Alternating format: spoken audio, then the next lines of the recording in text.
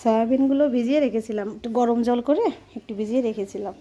এখন জল ঝরিয়ে উঠাচ্ছি, আবার চিপে চিপে নেব। হ্যাঁ, না চিপে চিপে নিলেও ভিতর জল থাকে। ভাবছি আজকে একটু কষা কষা করে সয়াবিন রান্না করব। আর সয়াবিন ভর্তা বেশ আমার ভালো লাগে।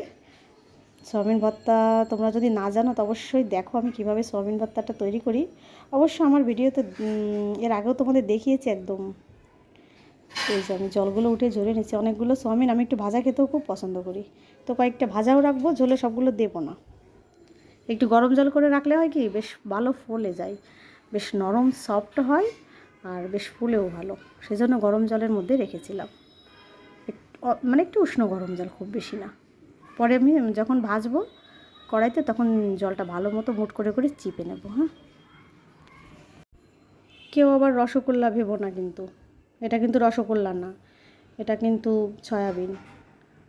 নমস্কার, কেমন আছো সবাই? টুইন বেবি অ্যান্ড মমসের আরও একটি ব্লগে তোমাদের স্বাগত জানাচ্ছি। আজকে বুধবার, ঘড়িতে এখন বাজে প্রায় 12:30 নাগাদ। দেখো আমি জলগুলো কিভাবে চাপছি একটু দেখো। বেশ ওগুলো নিয়েছি মুট করে করে, হাতে যতটা ধরে। আর এখন দেখো পাশে একটু চাপ দিচ্ছি, বেশ জলটা পুরোটা ফেনাই দিচ্ছি, একটু ফেনা ফেনা আসে জলটা। পুরো এইভাবে চিপে যতটা জল আছে একদম, এটা হচ্ছে রাবারের মতো, আবার ফুলে ওঠে। তারপর আমি তেলে দিয়ে দিচ্ছি, তারপরে লবণ হলুদ দিয়ে ভাজি করে নেব। কেউ রসগোল্লা ভেবে কিন্তু ভুল করো না, ঠিক আছে?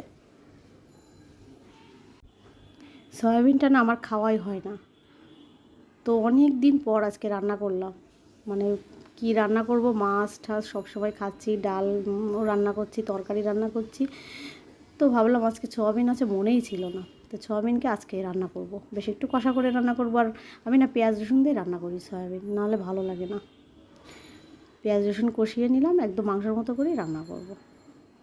আর বাকিটা একটু ভর্তা করব, তোমরা স্কিপ করো না, একদম দেখতে থাকো।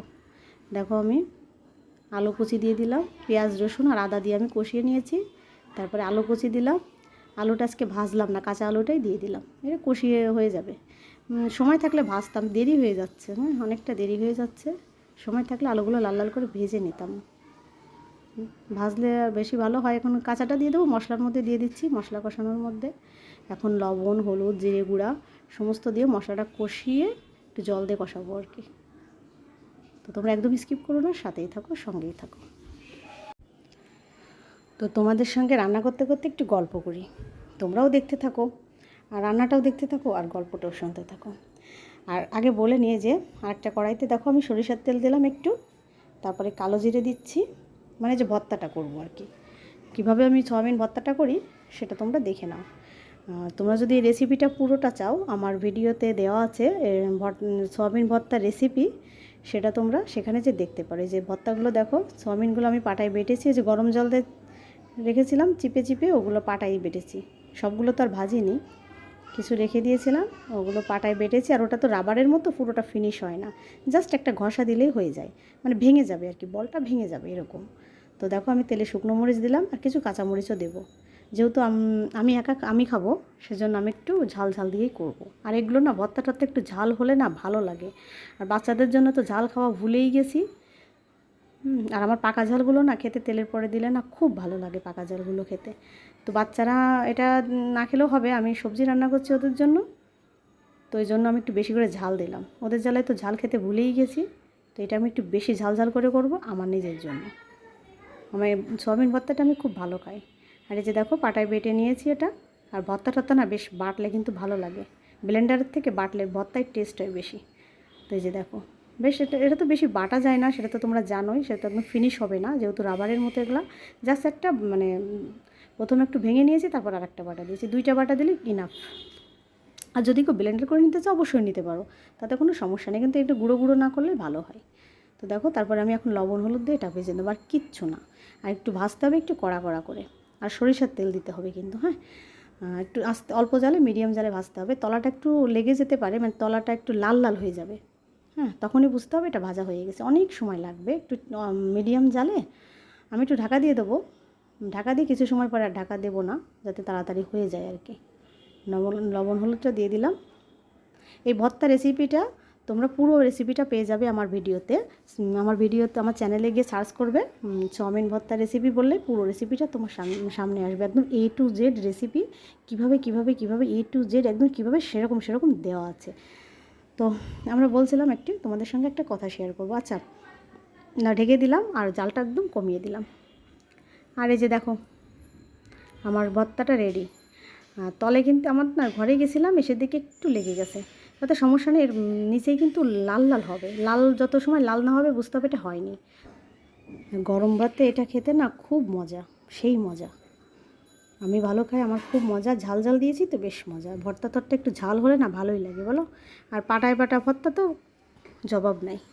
আর আমি কিন্তু সয়াবিনটা আমার রান্না হয়ে গেছে। নিরামিষকে আমিষ বানাতে হয় কী করে, আমার কাছ থেকে শিখে নাও।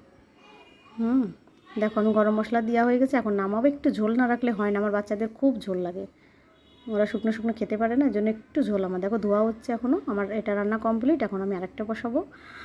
সয়াবিন ভর্তা হলো, সয়াবিনের তরকারি হলো পেঁয়াজ রসুন দিয়ে মশলা দেওয়া।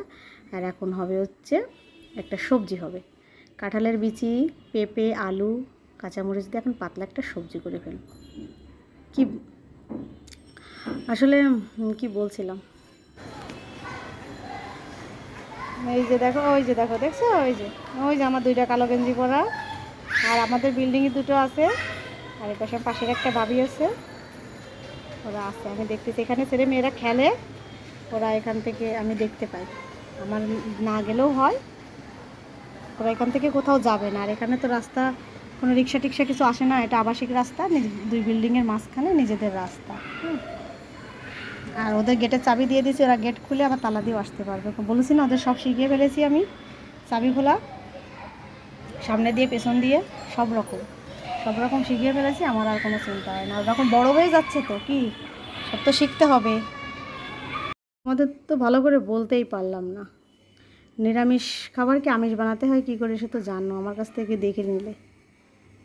সোয়াবিনটা তো নিরামিষ খাবার, কিন্তু আমাদের হিন্দু ঘরে কিন্তু এটা নিরামিষ খাবার হিসেবে খুবই চলে। নিরামিষ মানেই সয়াবিনের তরকারি। আর আমি সেটাকে পেঁয়াজ রসুন দিয়ে কীভাবে মাংস বানাই ফেললাম, আমিষ বানিয়ে ফেললাম, তাও সে কড়া আমিষ, কি বলো? তাহলে নিরামিষ খাবারকে কিভাবে আমিষ বানাতে হয় সেটা শিখে নাও। আর নিরামিষ খাবারকে আমিষ বানিয়ে আমরা খাই, কি বলো? আর যেভাবে শেখাবে সেইভাবে হবে। কাপড় দিয়ে দিয়েছিলাম, এখন যে বৃষ্টির মধ্যে না জামা কাপড় কিছু শুকাচ্ছে না। একটা জামা কাপড় শুকাতে 2 দিন লাগতেছে।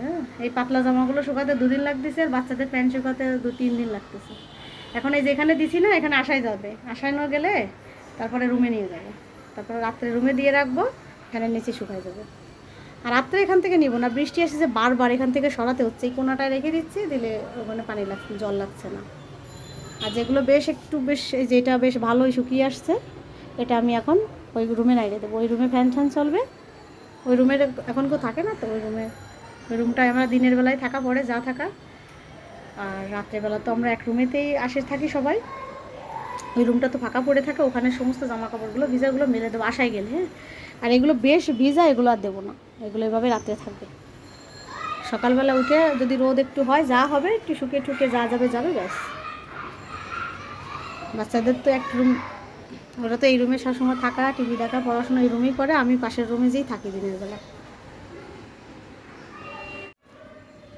বাচ্চাদের বই খাতা, টিভি রিমোটটা রেখে দিয়েছে এখানে, এই পড়লেই ভেঙে যাবে। ওদের আবার পড়াতে বসতে হবে, নাস্তা খাওয়াই, পরীক্ষা, বাচ্চাদের সময় দিতে হচ্ছে দেখে আমি ঘরের কাজটা ঠিকমতো করতে পারছি না। বন্ধুরা ভালো থেকো, সুস্থ থেকো, সাবধানে থেকো। হ্যাঁ, আবারও বললাম সাবধানে থেকো, সুস্থ থেকো, টাটা।